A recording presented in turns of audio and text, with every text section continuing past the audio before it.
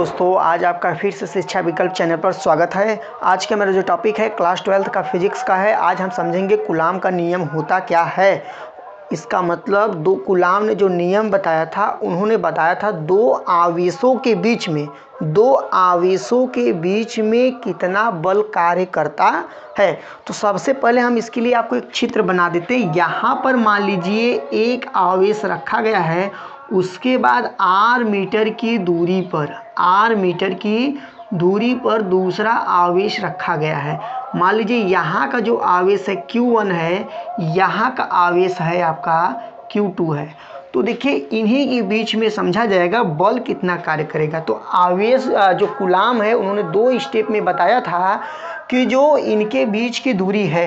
देखिए पहला स्टेप उनका ये था कि दोनों आवेशों के गुणनफल के अनुक्रमानुपाती होगा। दोनों आवेशों के गुणनफल के अनुक्रमानुपाती होगा। क्या आवेश देखिए Q1 Q2 गुणा में है, और इनके अनुक्रमानुपाती कौन होगा? आपका बल होगा। देखिए दूसरा क्या बताया था, दोनों आवेशों के बीच के दूरी के वर्ग के व्युत्क्रमानुपाती। अब देखिए दूरी क्या है r, व्युत्क्रमानुपाती मतलब नीचे अपान में, और वर्ग का मतलब देखिए स्क्वायर। यही इनका पहला मान लीजिए स्टेप है और दूसरा स्टेप है। यदि मैं दोनों स्टेप को ऐड करूंगा, जोड़ूंगा, तो यहाँ पर आएगा F प्रिपोर्शनल Q1 Q2 बटा के r स्क्वायर आएगा। अब देखिए यहाँ पर जब सिंबल मैं हटाऊंगा तो यहाँ पर आएगा K, और यहाँ पर आएगा Q1, और यहाँ पर आएगा Q2 बटा के r स्क्वायर। अब यहाँ K क्या है? एक नियतांक है, कांस्टेंट है। अब देखिए K का वैल्यू होता है, K का वैल्यू जो होता है 1/4 पाई एप्सिलॉन 0 होता है।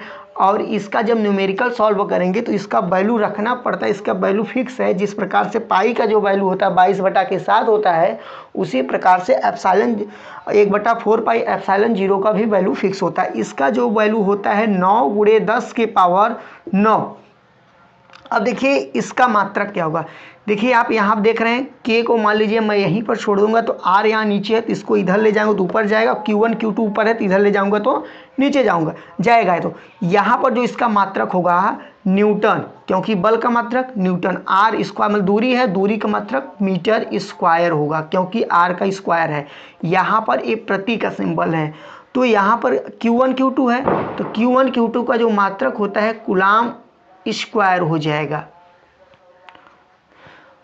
अब यहाँ पर देखिए एप्सिलॉन 0 का भी अलग से वैल्यू होता है। एप्सिलॉन 0 का आपको वैल्यू निकालना होगा, तो यहाँ पर देख रहे हैं ना, तो 1/4 पाई एप्सिलॉन। तो इसमें से हम क्या करेंगे कि पाई का वैल्यू रख कर 22/7 और एप्सिलॉन 0 का वैल्यू निकाल लेंगे। अब आप याद करने के लिए लिख सकते हैं एप्सिलॉन 0 का जो वैल्यू होता है 8.85 × 10 के पावर -12 कूलाम स्क्वायर प्रति न्यूटन मीटर स्क्वायर। ए इनका मात्रक होता। अब हम समझेंगे कि देखिए इस फार्मूले में जो इनके बीच की दोनों आवेशों के बीच की दूरी कितना है? r meter. यदि हम दूरी बढ़ा दें, आवेशों के बीच की दूरी बढ़ा देंगे, तो उनमें बल क्या होगा? बढ़ेगा कि घटेगा कि कम होगा? तो इसके लिए ध्यान दीजिए, फार्मूला में जो भी नीचे रहता है, इधर मतलब नीचे का मतलब अपान में, यदि उसका मान बढ़ाएंगे तो यहाँ पर जो आपका बल होता है हमेशा घटता है, हमेशा घटेगा। यदि r का मान बढ़ाएंगे तो ये घटेगा। यदि r का मान ही घटाएंगे तो F का जो मान है, जो दोनों आवेशों के बीच में बल कार्य कर रहा है, उसका मान जो होगा आपका बढ़ेगा। जब इसको घटाएंगे तो बढ़ेगा, और जब इसको बढ़ाएंगे तो ये घटेगा। हमें आशा है कि आप यदि पूरा वीडियो देखे होंगे तो आपको समझ में आ गया होगा।